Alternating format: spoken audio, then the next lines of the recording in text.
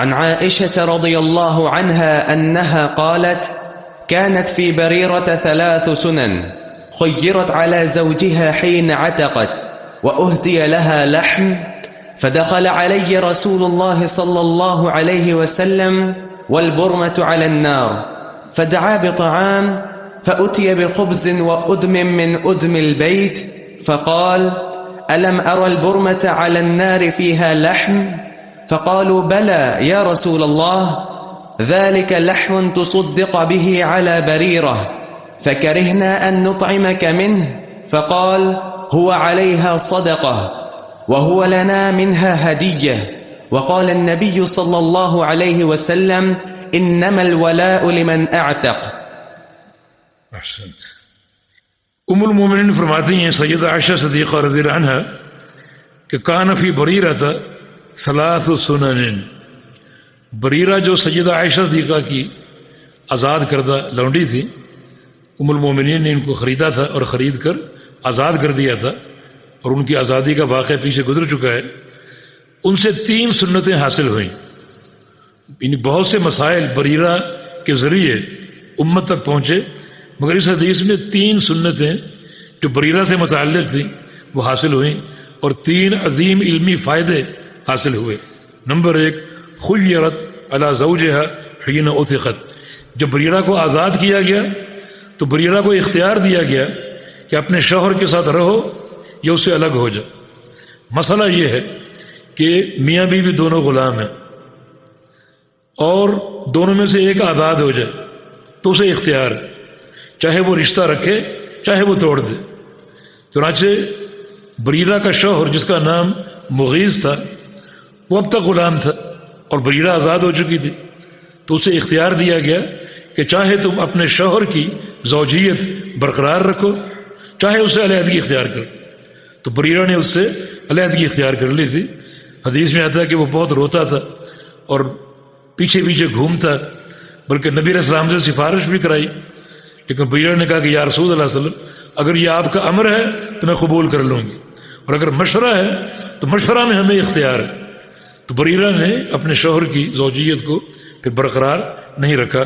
تو ایک تو یہ سنت حاصل ہوئی کہ میاں بیوی دونوں غلام ہوں تو ایک کی آزادی پر اختیار ہوگا کہ اس نکاح کو برقرار رکھیں یا توڑ دیں. دوسری سنت کیا حاصل ہوئی؟ اہدی لہا لحم، بریرہ کو گوشت تحفہ دیا گیا، یہ کسی نے کچھ گوشت ان کو ہدیہ دیا. فدخل علی رسول اللہ صلی اللہ علیہ وسلم، عائشہ فرماتی ہیں کہ میرے پاس نبی علیہ السلام تشریف لائے، والبرمۃ علی النار، اور ہنڈیا آگ پر جو تھی وہ موجود تھی اور گوشت پک رہا تھا جو بریرہ کو تحفہ ملا تھا. فدعا بطعام، تو آپ نے کھانا طلب کیا. فأتي بخبز وأدم من أدم البيت، تو آپ کو روٹی دی گئی اور گھر کا سالن دیا گیا جو گھر میں موجود تھا. فقال، فرمایا کہ الم ار البرمۃ علی النار، میں نے تو آگ پر ہنڈیا دیکھی تھی، اس میں گوشت تھا، وہ کہاں ہے؟ یہ تو آپ نے وہی سالن دے دیا جو ہمیشہ کھاتا رہتا ہوں، یہ گوشت جو ہنڈیا میں تھا وہ کہاں ہے؟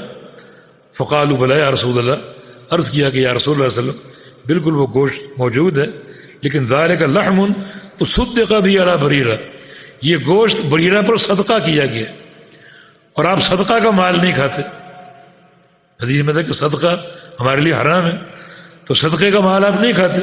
فکرہنا ان نطعمک منہ، تو ہم نے وہ گوشت آپ کو پیش کرنا ناپسند قرار دیا، اس لیے آپ کو پیش نہیں کی. فقال، تو رسول اللہ صلی اللہ علیہ وسلم نے فرمایا، هو علیہ صدقہ وهو لنا منها ہدیہ، یہ گوشت صدقہ بریرہ کے لیے، اور اگر بریرہ اس گوشت کو ہمیں ہدیہ دے گی، ہمیں پیش کرے گی، تو ہمارے لیے وہ ہدیہ بن جائے گا، صدقہ اس کے لیے. یعنی صدقہ ہم کون سا قبول نہیں کرتے؟ جو براہ راست ہمیں دیا جائے وہ قابل قبول نہیں، لیکن صدقہ اگر کسی اور کو دیا جائے اور وہ ہمیں تحفہ پیش کرے تو وہ تحفہ بطور تحفہ قابل قبول ہوگا. تو یہ سنت بریرہ کے اس واقعے سے حاصل ہوئی. کیا ثابت ہوا؟ کہ اگر صدقہ آپ پر حرام ہے لیکن صدقہ کسی اور کو دیا گیا اور وہ اس صدقے میں سے آپ کو تحفہ دے تو پھر وہ آپ کے لیے قابل قبول ہے. جب بریرہ کو صدقہ دیا گیا، اب اس گوشت کے مالک بریرہ بن گئی، اب وہ صدقے کی حیثیت ختم ہو گئی، اب بریرہ اگر آگے کسی کو دینا چاہے، ہدیہ کرنا چاہے، تحفہ دینا چاہے تو دے سکتی ہے. تو اللہ کے پیارے پیغمبر نے فرمایا وہ صدقہ بریرہ کے لیے تھا، اس کی طرف سے ہمارے لیے ہدیہ اور تحفہ ہوگا اور قابل قبول ہوگا. اور تیسری سنت کیا حاصل ہوئی؟ قال النبی صلی اللہ علیہ وسلم انما الولاء لمن اعتق، کہ ولا جو ہے وہ آزاد کرنے والے کے لیے، یعنی غلامی کا تعلق اور نسبت اس کے لیے ہے جو خرید کر آزاد کرے، نہ کہ پرانے مالک کے لیے.